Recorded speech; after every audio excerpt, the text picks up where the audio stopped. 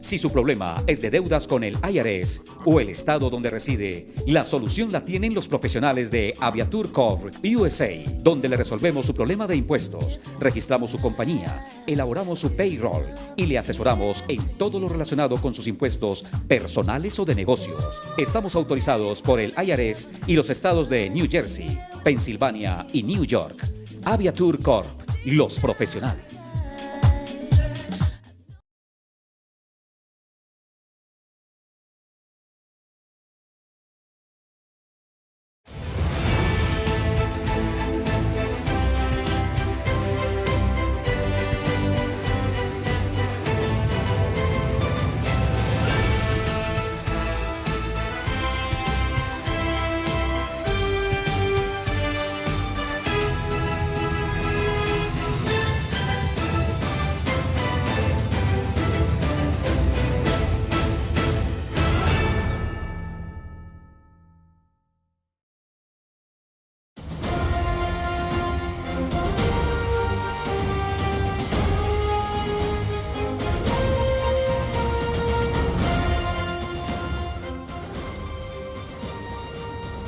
Televidentes y amigos, muy buenas tardes, bienvenidos nuevamente a su programa que como todos los sábados llegamos con mucho cariño a través de la pantalla de Azteca Televisión, en su canal preferido.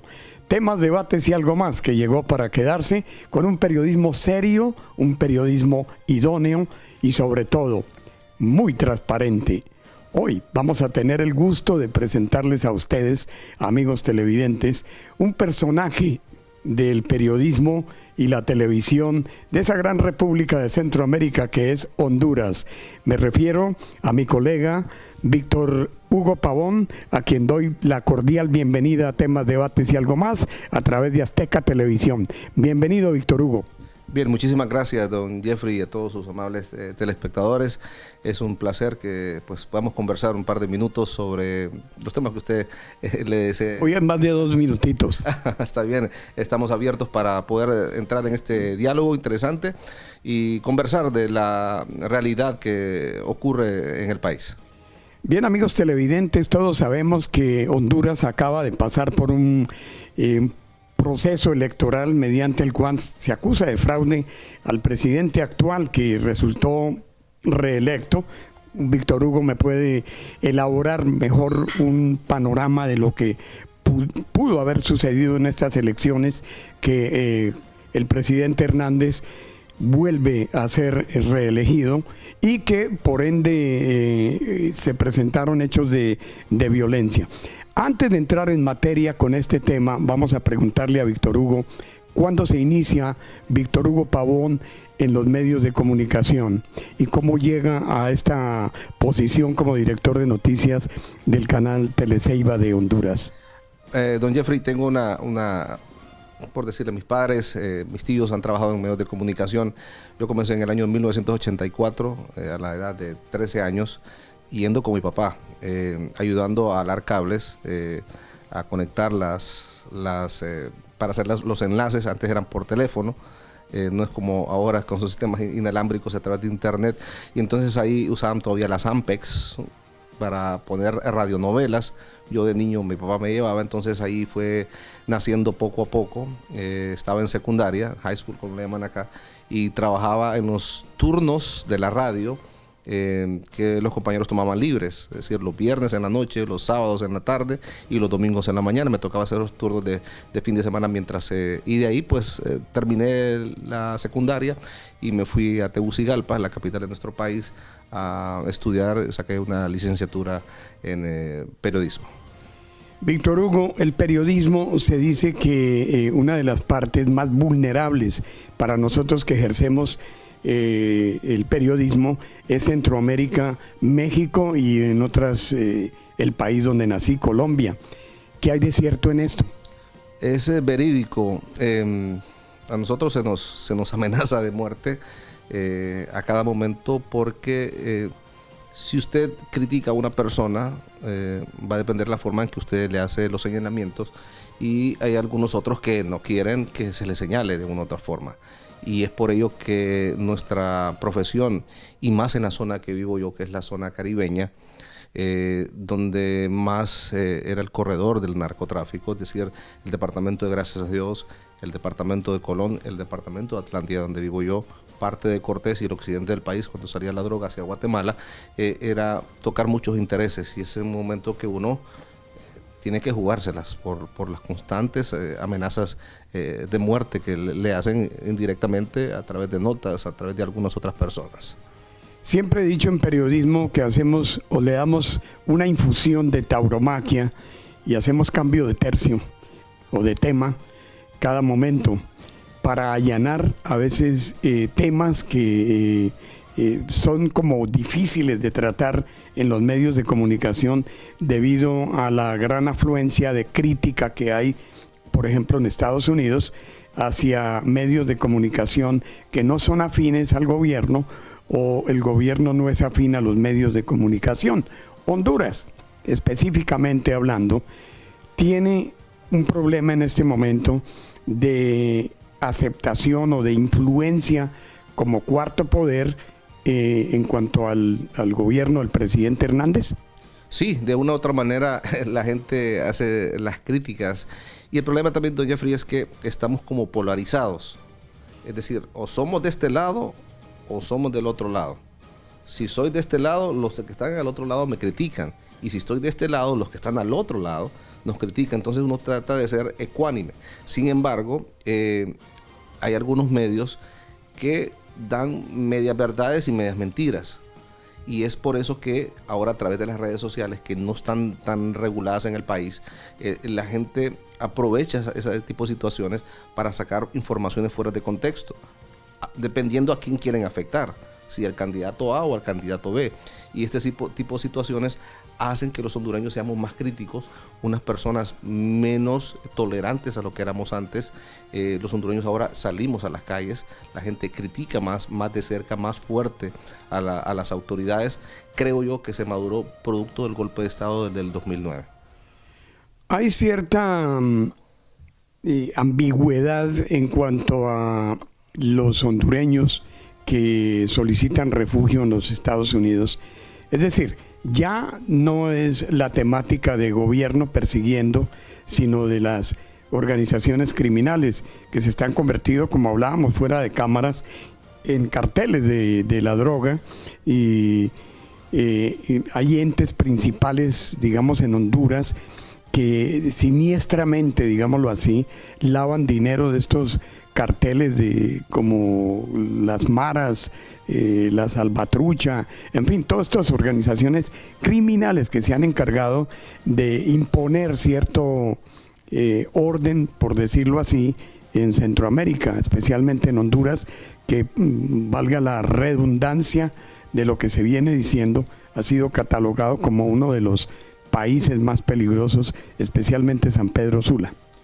Recientemente la Fuerza Nacional Antiextorsión en nuestra ciudad de La Ceiba ha dado un informe en donde se señala que logró que los empresarios de la ciudad de La Ceiba no pagaran al menos unos 5 millones de lempiras por concepto de extorsión. Usted tiene su negocio, usted paga su renta, diga $300 por hablar la moneda aquí norteamericana donde estamos, y de repente viene un muchacho y le dice: mire, le vamos a cuidar el negocio de don Jeffrey y tiene que pagarnos 150 a la semana.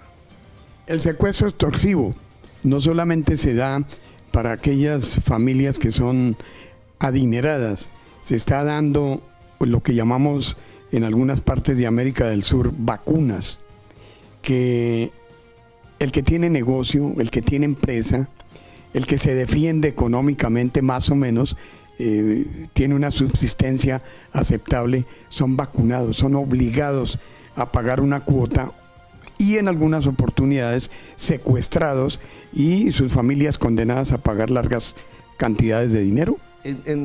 Se da eso más en San Pedro Sula y en Tegucigalpa, en los denominados, como en México, secuestros express.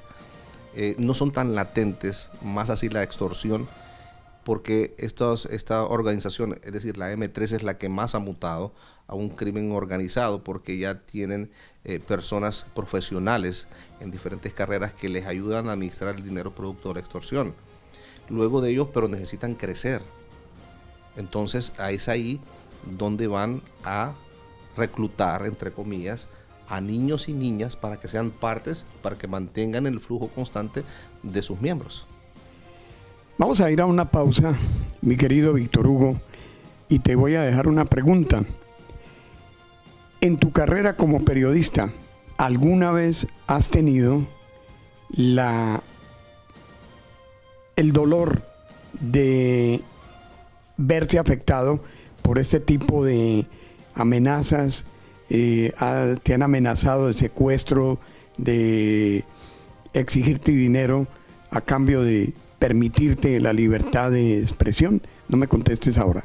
Vamos a una pausa, amigos televidentes, aquí en Azteca Televisión, en su programa Temas, Debates y Algo Más. No se vaya, que tenemos aún mucho más.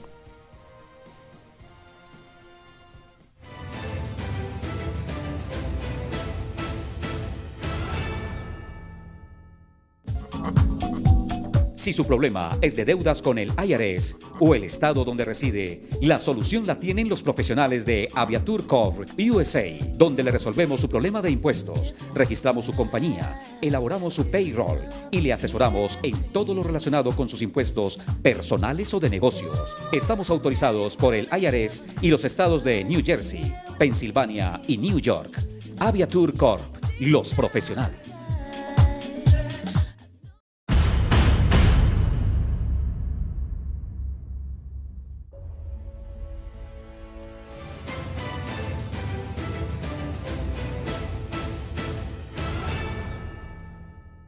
Bien, amigos, regresamos de la pausa aquí en Temas, Debates y Algo Más a través de Azteca Televisión, su canal preferido. Seguimos con nuestro invitado especial en el día de hoy, nuestro querido Víctor Hugo Pavón, director de noticias de Teleceiba, Canal 7, ¿es? Sí. Canal 7. La pregunta que estaba en camino. Le puedo contestar en lo más reciente, 2 veces. 2014, decomiso de un avión en el aeropuerto nuestro, el aeropuerto internacional de Bolosón. Un grupo de personas pretendieron sacar el avión con gasolina, llegaron las autoridades y montaron un operativo fuerte. Nosotros estilamos estar un periodista de turno. La periodista asignada en ese fin de semana era una compañera que era nueva. Yo hablé con mi familia y le digo a mi esposa, voy a ir a apoyarla porque estas situaciones hay que saberlas manejar. Yo estoy ahí, vamos a hacer esto, vamos a coordinar así, haga todo usted el material, yo solo voy a estar cuidándola. Tuve como 4 llamadas de un número desconocido y entonces solo me dijeron, aló, buenas, ¿quiere plomo o quiere plata? Y colgaron. ¿Y qué escogiste? Pues tuve la suerte que esa información fue canalizada por Tegucigalpa, por la Secretaría de Seguridad.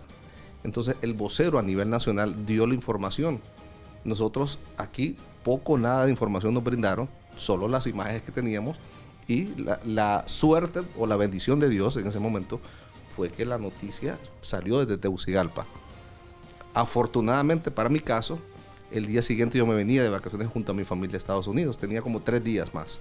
Mi hijo recién se había graduado de high school y él era el que, como era el nuevo manejando, él quería andar mi vehículo. Yo le digo, yo tengo un vehículo que todo el mundo en mi ciudad, en La Ceiba, lo conoce, no te lo voy a prestar. Eso me trajo un agrio debate a nivel de la familia y tuve que sentarlos y decirle, me acaban de ofrecer, o me dan dinero o me matan por esta noticia. Entonces, todo el mundo me conoce qué carro ando yo, y le dije a mi hijo, por querer hacerme un daño a mí, te lo van a hacer a vos, porque estaba en la etapa que hay que ir al supermercado, voy yo. Hay que ir a traer a la tía, voy yo. La fiebre de manejar. Entonces, voy de la abuela, voy yo. Entonces yo le dije, paremos esto, esta semana, estos 3 días que nos quedan, quedémonos aquí. Nos fuimos a San Pedro Sula, agarramos el vuelo y nos venimos acá de vacaciones por 20 días y cuando llegué ya la situación no estaba normal. La segunda ocurrió el 3 de mayo de este año. Hay unos predios que pertenecen a la empresa nacional portuaria, que es la que maneja el sistema marítimo, los puertos del país. Es un predio que está céntrico en la ciudad y fue invadido por personas que se hacen llamar recuperadores de tierra. Como son terrenos que están ahí sin ningún tipo de uso, ellos dicen que son del Estado, entonces que tienen la posibilidad de recuperarlos.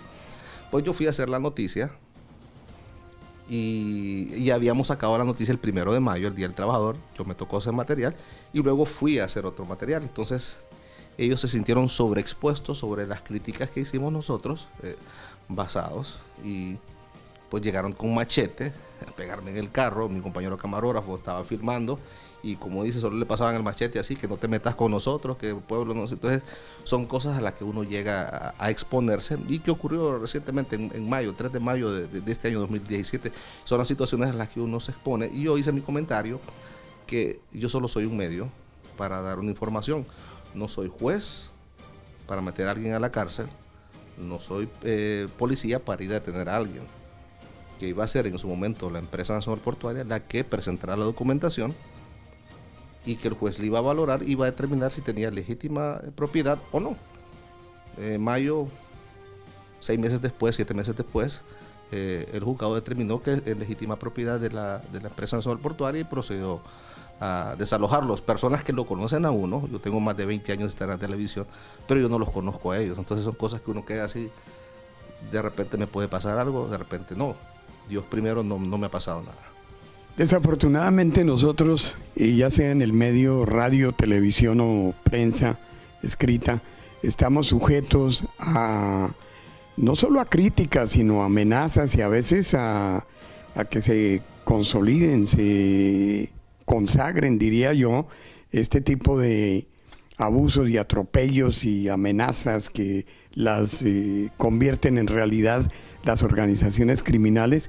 Y aún a veces no solamente son las bandas criminales, son los mismos políticos o gente de empresa corruptos a quienes denunciamos por sus actividades, y ellos tienen por el lado su franja oscura, la cual utilizan para poder amedrantarnos.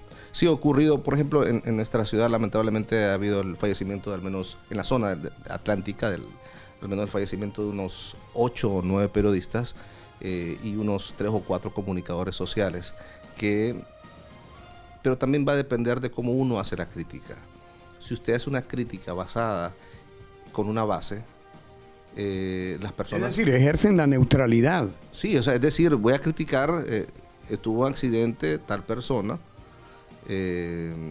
por no seguir el semáforo, o por despistarse, o decir, venía embriagado, venía con el celular. Yo estoy prejuiciando a una persona que sin saberlo yo. Entonces una persona puede decir, pucha, si yo solo le hice así, cuando le hago así, ya estaba el semáforo en rojo y me pasé y tuve la colisión. Entonces es un despiste, no estar atento a las señales de tránsito. Y entonces él ya me está acusando de que yo venía borracho, que venía con el celular en la mano y no me fijé. Entonces hay que tratar de ser ecuánime al momento, y tampoco es que no hay que dejar de criticar, hay que hacer la crítica, pero con una base en donde la persona no se sienta lesionada, porque, como repito, no soy juez de tránsito, ni soy policía de tránsito para determinar si yo tengo la razón. O sea, uno puede señalar una situación que está ocurriendo con una crítica, y para que la gente no se sienta como vulnerada en la posibilidad de ser inocente, porque al final va a ser juzgado, en este caso de tránsito, en el ejemplo que pongo, que va a saber cómo determinar la situación. ¿Qué efectividad tu canal, tu noticiero se ve a nivel nacional, tengo entendido? Sí. ¿Qué tan efectiva es la crítica que tú puedes hacer dentro de tu noticiero que sea tenida en cuenta por el gobierno o la autoridad respectiva para responder y acatar ciertos llamamientos que en muchas ocasiones la ciudadanía se ve abandonada y no le ponen cuidado? En ese sentido, se abren espacios noticiosos de críticas, comentarios y interlocución con las personas. Hay espacios de noticias, netamente, en donde se señala, hoy el presidente Juan Orlando Hernández anunció la inversión de tantos millones de lempiras. Es una noticia. Pero también tenemos programas especiales en donde la gente, yo le puedo consultar. Dijo, esto es lo que hizo el jefe de servicios públicos, que ya está lista la recolección de la basura. Saco la nota y digo, bueno, usted que vive en los barrios y colonias de la ciudad, llámeme para ver si es verdad lo que ha dicho el jefe de servicios públicos. Entonces ahí la gente comienza a hacer la crítica. Es mentira porque mi barrio tal. Entonces ahí donde actúan las redes sociales. Bueno, entonces vamos a habilitar este número de teléfono.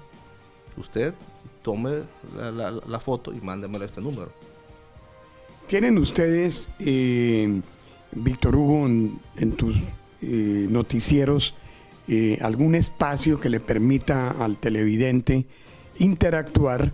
Y como el periodista soy yo, hay un canal en América del Sur que le da la oportunidad al televidente de captar las imágenes en video y enviarlas al canal para presentar la queja documentada. Sí, tenemos un programa en horas de la mañana, de 6 a 8 de la mañana, que se sacan las noticias y la gente también interactúa.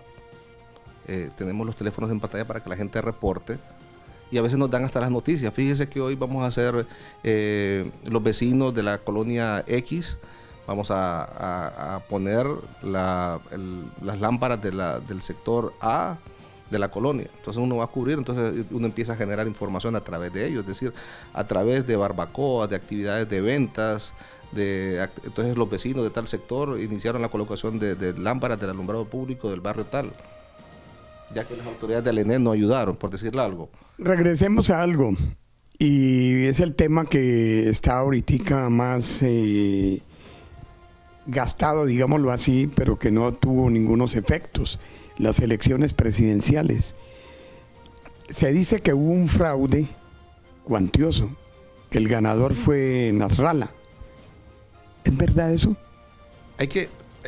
¿Existe ese mecanismo para cometer el fraude? Hoy leía una noticia de la ONU. El señor Bakonovich, creo que es el encargado de la empresa, vino a Washington y les iba a dar el disco duro para que hicieran una revisión. Hoy la OEA ha dicho que no tenían a ciencia cierta si se había realizado un fraude en el país. Pero esto también hay que verlo en otro contexto. O sea, esto de del poder y querer quedarse en el poder es una ola que la podemos analizar desde Sudamérica. El señor Kirchner dejó a su esposa, Evo Morales, el señor Correa, Hugo Chávez, si no le hubiese dado cáncer, estuviera en el poder. Entonces todo es una oleada que viene de Sudamérica, que entró en Nicaragua. Ahorita el señor Daniel Ortega tiene a su esposa como vicepresidente y en algún momento la gente especula en Nicaragua que él se va a salir y ella va a ser la presidenta. Entonces en Nicaragua hicieron lo mismo que hicieron en Honduras, un control de la sala constitucional, del Poder Judicial, el control del Congreso, para crear una base para legitimizar una reelección. Pero aquí hay algo. Recuerdo muy bien cuando Zelaya quiso hacer cambios en la Constitución y eso le costó el puesto como presidente. La Constitución hondureña, esa Carta Magna, era blindada, según se decía. Y si no estoy mal, el artículo 527 de la Constitución hondureña la blinda y provee penalidades para quien trate de reformarla a fines de perpetuarse en el poder. ¿Qué hay de cierto en esto? Vamos más allá. En Honduras era prohibido hablar de la reelección. No solo ir a atacar el artículo pétreo, modificarlo, hablar. Que una persona diga yo quiero reelegirme en el país ya es penado con traición a la patria. Y es por ello, le insisto en esto, Juan Orlando Hernández creó su base, su plataforma para hacer estos cambios.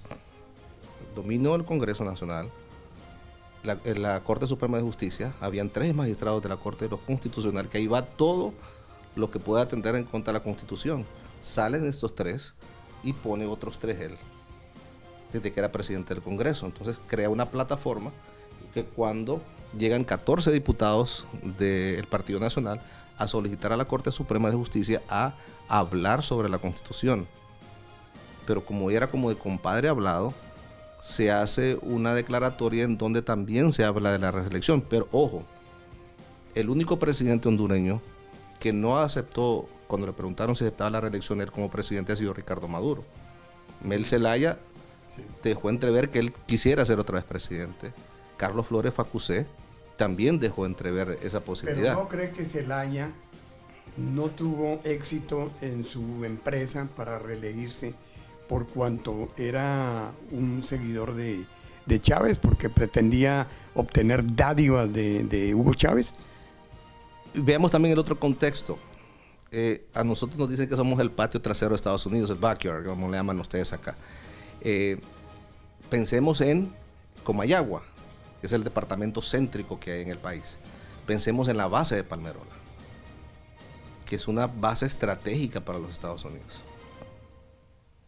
En aquel momento, el presidente Manuel Zelaya Rosales se fue con la teoría del siglo XXI, y entonces eso no ha sido bien visto por Estados Unidos, porque aquí estornudan, como dicen, y allá en Honduras nos da gripe, si nos descuidamos nos da neumonía. Entonces son situaciones que hay que verlas analizadas. Si usted pone Salvador Narral Amel y si pone acá Juan Orlando Hernández, ¿a quién escogería Estados Unidos? Que es lo que hizo hace dos semanas atrás el Departamento de Estados, en donde dijo que, bueno, aquí está Hernández, y si no está de acuerdo, siga todo lo que va a ser en ley, que son las impugnaciones. Y esa fue una bofetada que le dio Estados Unidos a la OEA, porque mientras la OEA trataba de buscar una solución a través de la repetición de las elecciones presidenciales, Estados Unidos, por el lado, estaba reconociendo la victoria del presidente Hernández. Entonces, ¿qué dice Honduras, el pueblo hondureño, acerca de todo esto? Porque hay que entender que en Estados Unidos hay una emigración hondureña bastante amplia y que prácticamente la mayor parte de hondureños son desplazados por una u otra razón, pero aquí están. Entonces, ¿qué piensa el hondureño que está allá en Honduras acerca de todo esto? Ahora, siempre me gusta poner las situaciones en contexto, es decir, por ejemplo, Juan Orlando Hernández ha trabajado bien en seguridad. Yo me siento más seguro al ejercer mi profesión en la zona del Caribe, porque ya no hay amenazas. Hablo por mí, en ese sentido, pero tampoco creó las bases para generar economía para nosotros. Ha golpeado a diferentes sectores, es decir, no golpear literalmente, pero es decir, tasas impositivas, manejo de dineros. Por ejemplo, en el caso de nosotros como municipio, como ciudad, como departamento, ha habido un divorcio entre el apoyo del presidente hacia el departamento, el apoyo del presidente hacia el municipio, que se vio reflejado en los 4 últimos meses antes de las elecciones, que él nos llegó a visitar hasta 6 veces y comenzó proyectos de pavimentación, proyectos de ayudar al municipio en limpieza, recolección de desechos sólidos, buscando que, es decir, tal vez se les olvidó todo lo que ha pasado los otros 3 años y me den el voto. Al final, el que ganó en el departamento de Atlántida fue Salvador Narrala.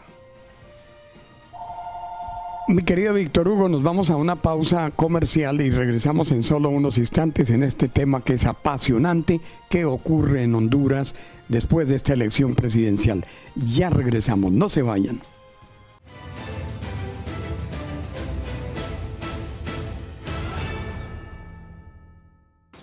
Disfrute de los más exquisitos platos de la cocina colombiana e internacional en el restaurante La Cantera Express, donde el gusto de su paladar es nuestra especialidad. En nuestro menú contamos con platos como sándwich cubano La Cantera, bandeja paisa, carne a la parrilla, deliciosa picada mixta y en comida de mar, los únicos. Además, arepa rellena, pollo al gusto, sancocho de gallina y muchas delicias más. Servicio de entrega a domicilio. La Cantera Express, 18 Somerset Street, Plainfield, New Jersey. Teléfono 908-753-0017. Si su problema es de deudas con el IRS o el estado donde reside, la solución la tienen los profesionales de Aviatur Corp USA, donde le resolvemos su problema de impuestos, registramos su compañía, elaboramos su payroll y le asesoramos en todo lo relacionado con sus impuestos personales o de negocios. Estamos autorizados por el IRS y los estados de New Jersey, Pensilvania y New York.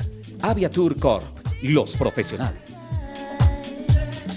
¿Quieres pasarla bien en familia y saborear la exquisita comida centroamericana y lo mejor en mariscos? Tienes que venir. Bienvenidos a Los Antojitos, su restaurante favorito en Plainfield. Con platos que te harán regresar a tu tierra. Carne asada estilo guatemalteco, pollo con tajada, pupusas, parrillas guatemaltecas y desayunos típicos centroamericanos. Además, contamos con servicio a domicilio y un amplio salón para eventos. Visítanos en 25 Watson Avenue, Plainfield, New Jersey. Teléfono 908-222-8009.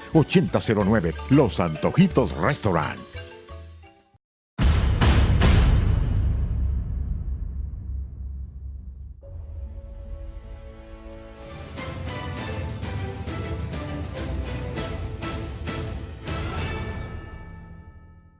Bien, amigos televidentes, estamos regresando a temas, debates y algo más aquí a través de Azteca Televisión, teniendo hoy el gusto y el honor de compartir con mi querido colega Víctor Hugo Pavón, director de noticias del Canal 7 de La Ceiba en la República de Honduras. Un catracho que hace historia en el mundo, presentando las noticias con una neutralidad y una idoneidad absoluta. Hablábamos fuera de cámara sobre los hondureños que han emigrado de allá de muchos años atrás, que emigraron por varias razones, unas violencia, otras por economía, otras porque ya querían dar un paso al frente y levantar una familia con el sueño americano. Estos hondureños que no han regresado a su patria, hoy son reluctantes a regresar. Primero porque tal vez no creen en el sistema electoral del país. Y segundo, porque la política hondureña no le da ninguna seguridad a ellos. Y más bien creen que llegando a Honduras, por el hecho de ir de Estados Unidos, así no lleven un penny, van a ser víctimas de la delincuencia. Yo en primera instancia a los compatriotas que viven en todo Estados Unidos, yo quisiera agradecerles de corazón. Son los que mantienen la economía del país. Más de 3.000 millones de lempiras en remesas que pueden ser enviadas semanalmente, porque aquí el pago del estipendio es mensual. Y de verdad que no todo es malo en el país. Tenemos mucho que hacer. Yo creo que este es el punto de quiebre para comenzar un proceso de adesentamiento de Honduras, que va a ser largo y tedioso, lo sé. Que va a ser difícil, lo sé. Ya el primer mensaje fue del pueblo y gobierno de Estados Unidos al tener al expresidente Rafael Leonardo Callejas aquí, en la ciudad de Miami, en el estado de la Florida, por el FIFA Gate. Han detenido, hoy les dieron libertad con condiciones de firmar a una red de diputados que se apropiaron de 8 millones de lempiras, unos 350,000, 370,000 dólares más o menos. Se les ha suspendido de su puesto como diputados al Congreso Nacional. Son pasos pequeñitos, pero que Dios primero, y creo yo que es un proceso de adecentar el país. No todo es malo. Es cierto que nosotros como medio de comunicación tenemos un alto grado de responsabilidad al publicar esos hechos tan violentos, porque tampoco es de ocultar una claro, realidad que uno vive. La luz del sol con sí, no es de ocultar una realidad que se vive el país, pero también tenemos cosas positivas, cosas que nos van a hacer que vamos a mejorar. Y yo les pido que continúen apoyándonos, porque mucha gente dice, yo no pago... Víctor Hugo, ¿cómo hacer para sacar a Honduras de ese estigma que existe de carácter mundial, que lo introniza dentro de uno de los países más violentos del mundo e inseguros? Por ejemplo, voy a hablar de mi ciudad. La ciudad de La Ceiba ha bajado un 57%, casi un 60% los índices de delincuencia en comparación a años anteriores en donde era muy difícil. Sin embargo, también quiero decirle que hay barrios, como uno le denomina, son calientes, a los cuales usted y yo nos vamos a meter, igual aquí. O sea, usted en esta parte donde viven ustedes no se va a ir a meter a unas zonas con su familia porque sabe que ahí hay problemas. También tuvo mucho que ver el narcotráfico. Y el narcotráfico yo quedaba otro tirazón, no vamos a cubrir, más muertos. Tegucigalpa fue uno de los bastiones de los carteles colombianos que edificaron allí tremendos imperios económicos para lavar activos. Hoy unos están muertos, otros fueron extraditados, pero dicen que siguen allí muchos. Ahí, por ejemplo, podemos hablar de la década de los 80, aquí está el señor Ramón Mata Ballesteros, que estaba en el caso de la gente camarena. Sí. Y entonces, desde aquellos tiempos, imagínense ustedes, hace 40 años, se habla de esos temas en el país.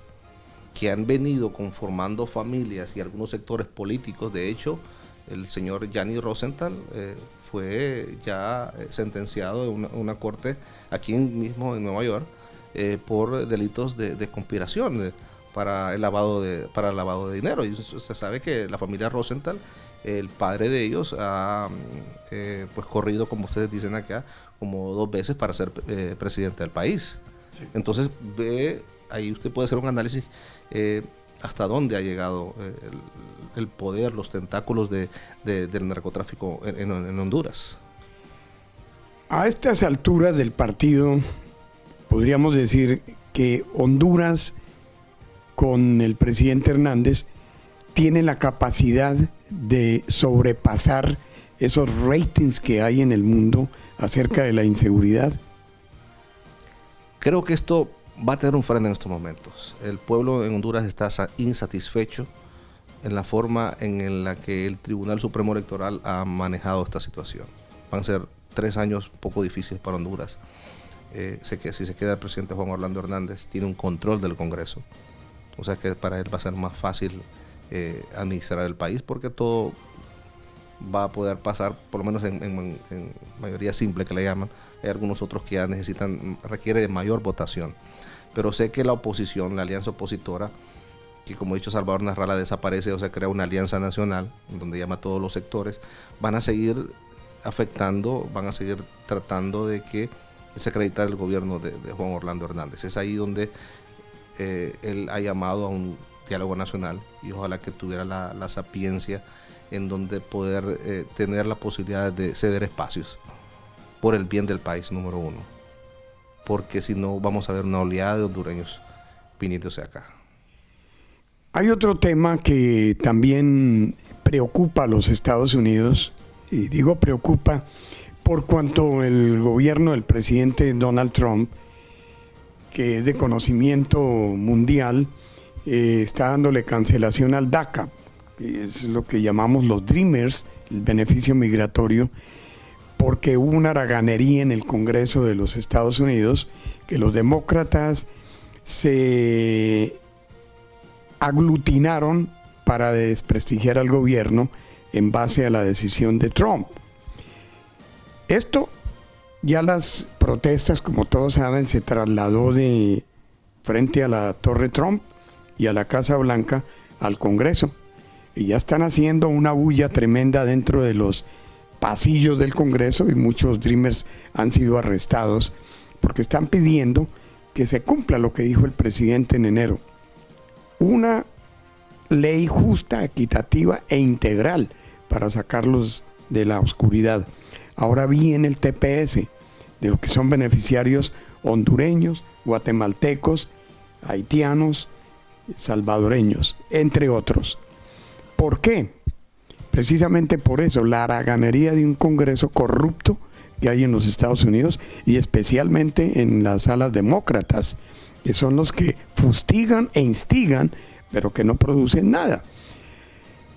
Es responsabilidad del Congreso ahora en Estados Unidos de crear un proyecto de ley equitativo y justo para hondureños, guatemaltecos, salvadoreños, haitianos, entre otros, para que se queden aquí. O sea, van a perder esa emigración de hondureños, específicamente en la eventualidad que se llegara a dar. ¿Cómo la podría manejar Honduras? Bueno, ya hay primer antecedente que Haití se le eliminó. Ya tienen, creo, unos 4 meses más para estar aquí. La incertidumbre es que nos dejan a nosotros un par de meses más. ¿Qué pasa con estos 56,000 hondureños? El presidente Hernández formó una alianza con El Salvador, Guatemala y Honduras, que se llaman el Triángulo del Norte, en donde han buscado fondos que los autorice el gobierno estadounidense para generar empleo en el país y poder ayudar a este proceso de reinserción. Creo que va a ser muy difícil. La burocracia estatales son férreas, lo que hablábamos. Hay que analizar bien esta situación. Ojalá ya hace un par de semanas están... Pero ustedes en Honduras tienen una sartén por el mango para crearle a Estados Unidos una preocupación que es en la base. Y yo por eso lo decía lo anterior, o sea, es decirle, si continúa la situación como está en el país, van a continuar migrando acá. van a continuar emigrando. Entonces yo creo que ahí tiene que ver un análisis crítico. El ex embajador de Honduras, de Estados Unidos, acreditado en Honduras, señor James Nealon, está aquí en el Congreso, está aquí en Washington. El señor Kelly estuvo también un par de meses en Comayagua, en esa base militar, y es donde él en su momento creía, el presidente Hernández, que pudiese haber la posibilidad de que nos ampliaran el TPS o en algún momento se le diera la residencia a estos más de 50,000 hondureños, cosa que yo lo veo difícil. Pero ustedes tienen, como le digo, la sartén por el mango, porque Estados Unidos está utilizando territorio hondureño, y eso lo saben todos. Sí. Si el gobierno del presidente Hernández llega a hacer lo que hizo Correa en Ecuador, va a poner a Estados Unidos en una balanza no equilibrado. Va a estar 3-2 como el béisbol. 3 bolas, 2 strike. Yo creo que va a ser la sapiencia, la generación de ideas y de cabildeo, el lobby. Y por encima de Guatemala y El Salvador. Sí, correcto, es correcto. Y va a depender de eso, de nuestro embajador aquí en Washington, de la relación que pueda tener el país, de lo que puede perder Estados Unidos si regresan a estos 56,000 hondureños, de los efectos que va a tener Honduras y los efectos colaterales que va a traer más personas ilegales acá, a pesar de esos muros que se pretende construir. Entonces es básicamente saber dónde estamos plasmados, qué le podemos quitar nosotros a ellos, qué ellos nos pueden dar a nosotros, y en base a ello tener aquí y poder negociar por el beneficio del país, por el beneficio de nuestros compatriotas. Yo diría más bien, Víctor Hugo, que si va a haber una elección congresional en los Estados Unidos, en las cuales los republicanos mantienen el liderazgo en las dos cámaras, es muy probable que se dé una reforma migratoria, que a cambio que la pasen a mayoría demócrata. Tengamos en cuenta algo: en la historia republicana de los Estados Unidos, jamás, nunca un gobierno demócrata ha dado lo más mínimo en favor de los inmigrantes, pero jamás. ¿Quiere decir que solo, como usted dice, hacen mucha bulla y pocos resultados? Sí, señor, y valga la pena, porque a mí me consideran algunos congresistas como peligroso con mis apreciaciones, pero yo siempre les he dicho que son haraganes, sinvergüenzas, mentirosos, porque aquí en este país el primer beneficio que se dio a los hispanoparlantes, en especial la ley Silva, proclamada por el presidente Richard Nixon, la reforma migratoria integral. Con Honduras, con el Banana Gate. Sí, señor. La reforma migratoria integral del presidente Ronald Reagan. La sección 245I, que le permitía a los extranjeros indocumentados que estuvieran aquí dentro del territorio americano no salir para acogerse a un visado permanente. Podían hacerlo aquí pagando una multa, sección 245I. No, ya por 2001 creo, más o menos. Abril 30 del 2001. ¿Y quién la terminó? Sí, yo sé, sí. Bill Clinton, tendiéndole la trampa para que se fuera el pecado contra George Bush, hijo, que era el que recibía el poder el 20 de enero del 2001. Y ese beneficio migratorio había sido aplicado como medida ejecutiva por George Bush padre. La termina Bill Clinton. Viene George Bush y presenta el proyecto de ley para reforma migratoria integral, muy buena, equitativa, justa.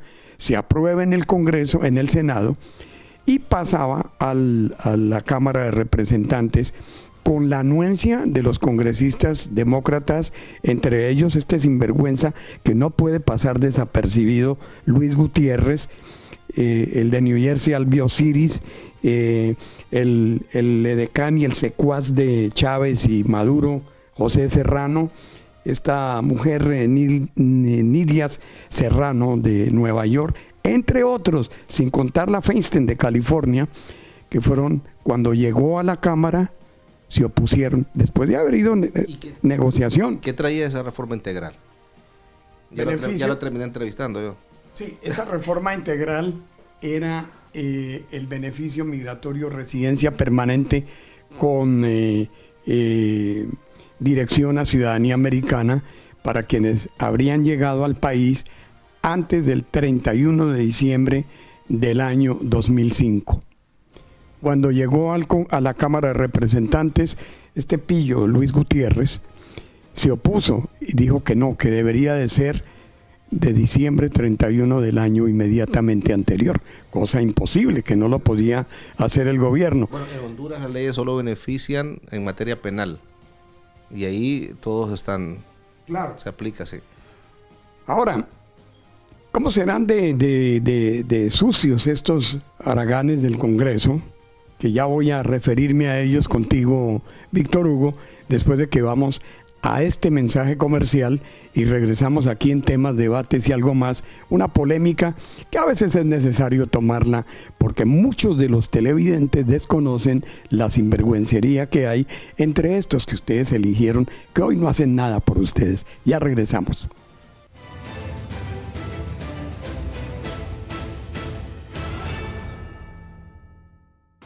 Disfrute de los más exquisitos platos de la cocina colombiana e internacional en el restaurante La Cantera Express, donde el gusto de su paladar es nuestra especialidad. En nuestro menú contamos con platos como sándwich cubano La Cantera, bandeja paisa, carne a la parrilla, deliciosa picada mixta y en comida de mar, los únicos. Además, arepa rellena, pollo al gusto, sancocho de gallina y muchas delicias más. Servicio de entrega a domicilio. La Cantera Express, 18 Somerset Street, Plainfield, New Jersey. Teléfono 908-753-0017. Si su problema es de deudas con el IRS o el estado donde reside, la solución la tienen los profesionales de Aviatur Corp USA, donde le resolvemos su problema de impuestos, registramos su compañía, elaboramos su payroll y le asesoramos en todo lo relacionado con sus impuestos personales o de negocios. Estamos autorizados por el IRS y los estados de New Jersey, Pensilvania y New York. Aviatur Corp, los profesionales. ¿Quieres pasarla bien en familia y saborear la exquisita comida centroamericana y lo mejor en mariscos? Tienes que venir. Bienvenidos a Los Antojitos, su restaurante favorito en Plainfield. Con platos que te harán regresar a tu tierra. Carne asada estilo guatemalteco, pollo con tajada, pupusas, parrillas guatemaltecas y desayunos típicos centroamericanos. Además contamos con servicio a domicilio y un amplio salón para eventos. Visítanos en 25 Watson Avenue, Plainfield, New Jersey. Teléfono 908-222-8009. Los Antojitos Restaurant.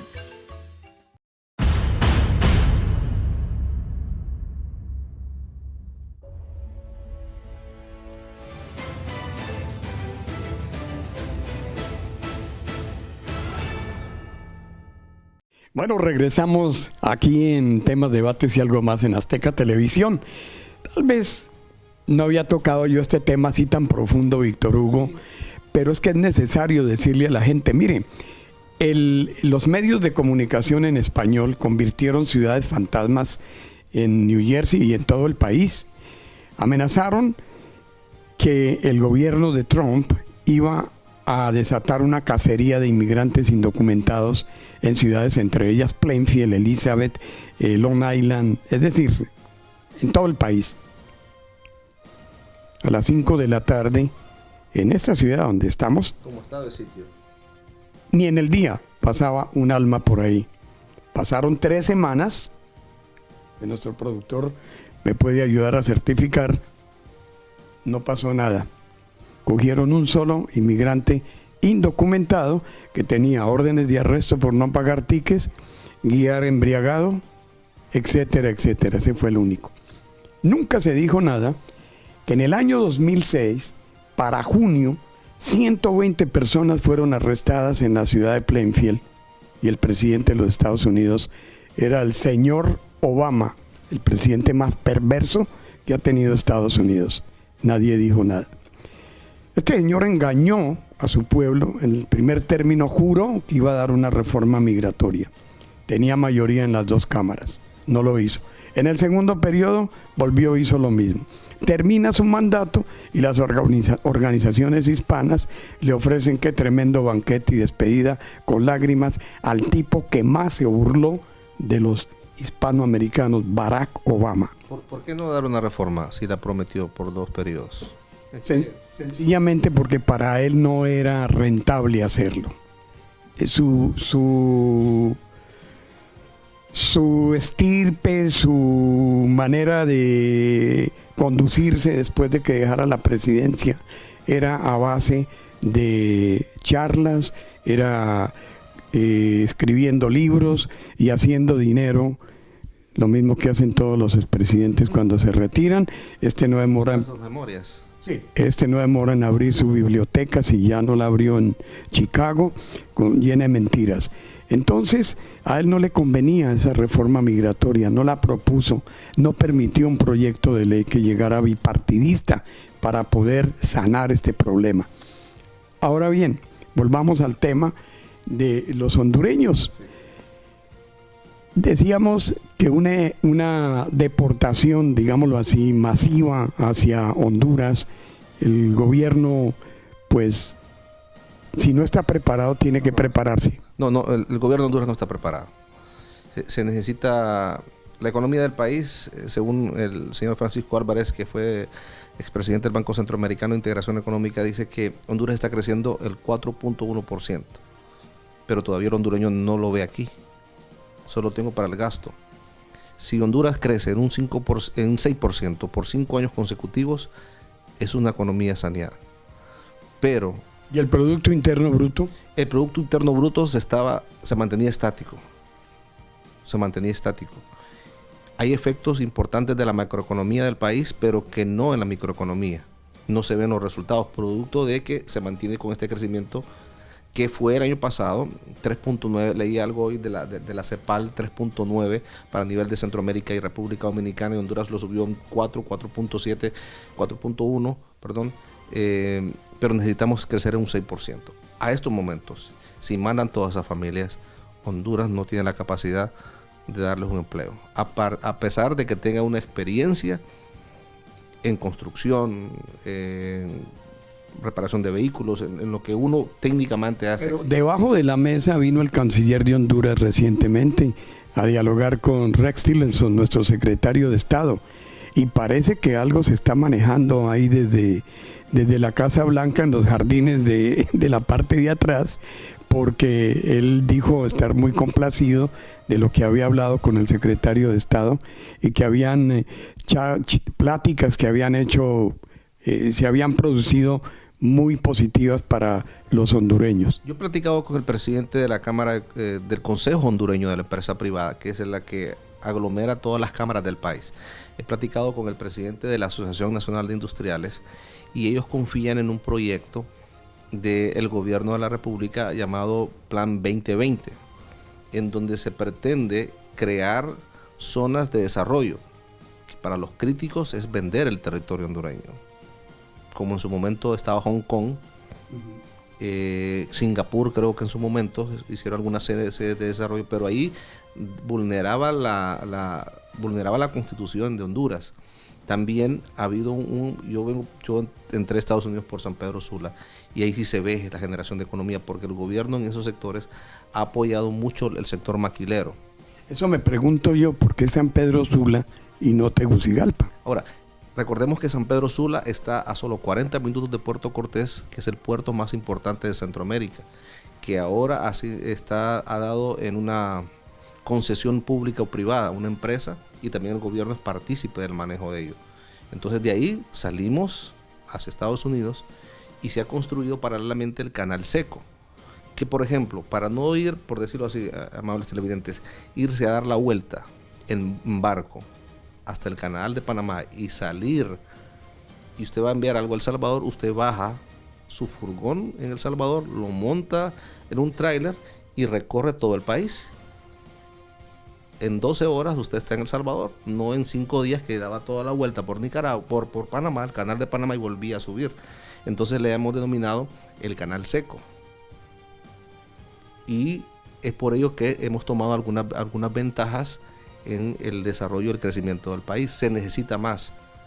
Lamentablemente, por cuarto año consecutivo no accedemos a los fondos de la Cuenta del Milenio, que es un fondo revolvente que da el gobierno norteamericano para apoyarnos en esta canal seco, apoyando también calles secundarias, carreteras secundarias, porque en ese sector hay mucha producción de café. Y las personas que producen café se muestran su malestar porque no pueden sacar su café, y es por ello que los que nosotros llamamos en Honduras los coyotes llegan en sus buenos. Usted no puede sacar, don Jeffrey, su producto a la esquina, te vengo yo y le digo yo que ya no va a gastar combustible adentro, se lo compro más barato. Pero yo ya voy ganando cuando voy a venderlo al centro. Entonces se suponía que con estos procesos iban a apoyar a los productores. Lamentablemente quedamos otra vez. Estados Unidos nos da 10 puntos. Cuido de derechos humanos, corrupción, impunidad. Ellos van haciendo mediciones. Hay proyectos a través de USAID que apoyan el sector del Poder Judicial y ellos hacen sus mediciones. Y le dicen a Honduras, usted tiene que subir, por ejemplo, en combate a la corrupción 3 puntos. Para que lo certifiquen. Para que lo certifique y podemos acceder a estos fondos. Lamentablemente llevamos 3 años que no hemos podido llegar a las metas que nos pone el gobierno norteamericano, lamentablemente, y no accedemos a estos fondos. Vamos a ir a otra pausa y regresamos en solo unos instantes. Son temas muy importantes. A veces yo me caliento un poquito cuando hablo de estos políticos. Cuando hablo de estos políticos que solamente han hecho daño. Ya regresamos aquí en Azteca Televisión, en este su programa Temas, Debates y Algo Más, con mi invitado de honor, Víctor Hugo Pavón, director de noticias del Canal 7 de Teleceiba. No se vayan.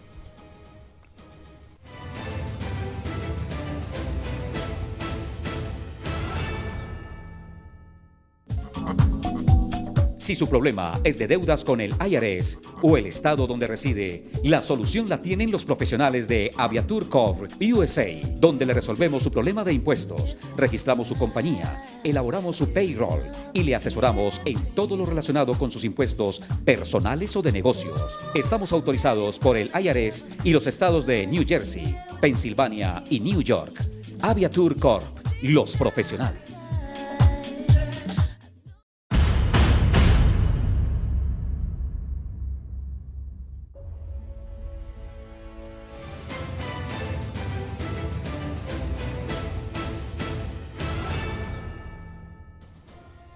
Bueno, mi querido Víctor Hugo, regresando después de la pausa, es un gran placer conocerte y un gran placer haber departido contigo en este tema, debates y algo más.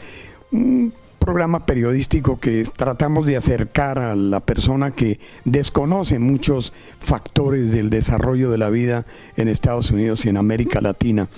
Hoy hemos tenido esa gran oportunidad de dedicar este programa a los catrachos, a los hondureños, aquellos que han venido con tesón, empuje aquí a esta nación a progresar, buscando el sueño americano. Muchos lo han logrado, otros están en camino a hacerlo. Yo te agradezco muchísimo, Víctor Hugo. Te cedo las cámaras para que tú quieras referirle algo a los televidentes que están sintonizando Temas, Debates y Algo Más. Eres mi invitado, eres mi amigo, adelante. Muchísimas gracias por esta oportunidad, de verdad, por tratar de comentar más o menos cómo está la realidad del país. Agradecer a los hondureños de verdad, porque son los que mantienen la economía de Honduras. Esas remesas, 100, 200, 150, son las que están moviendo la economía del país. ¿Qué tanto se especula de que sean los giros de los hondureños anualmente?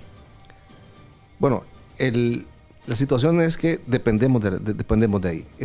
Hemos tenido un repunte en café, pero sigue siendo las remesas lo que más genera el ingreso, los dólares al país. Y es por ello que yo les agradezco de verdad, porque sin el dinero que ustedes envían para allá, la situación estuviera más fuerte, más afectados los hondureños. Y de verdad le agradezco por esta oportunidad. Esperamos que el país mejore, que este gran diálogo nacional que se ha abierto, podamos sanar las heridas, sacar al país, pensar en el país, no pensar yo como político, pensar primero en Honduras, segundo pensar en los hondureños. Para cerrar, como periodista, como colega, ¿ves que Nasrallah pueda aspirar a la presidencia después de que Hernández termine? Sí. Tiene favoritismo para consolidarse. Sí lo tiene. Él ha dicho semanas atrás que la alianza opositora desaparece porque él iba como figura presidenciable, pero nace una coalición de diferentes sectores en busca de la presidencia después del 2022. Víctor Hugo, muchísimas gracias de nuevo. Ha sido un placer y un honor haber compartido contigo cámaras, micrófonos, a través de temas, debates y algo más. A ustedes, amigos, este es nuestro primer programa del año 2018. Muchas gracias por estar con temas, debates y algo más aquí a través de Azteca Televisión, su canal preferido. Les invitamos a que nos sigan a través de Facebook, de Twitter y de YouTube, donde podrán ver nuestros programas. Muchas gracias a nombre de nuestro productor, Carlos Mejía. Gracias a nuestros anunciantes y les esperamos el próximo sábado a la misma hora en este mismo canal. Chao.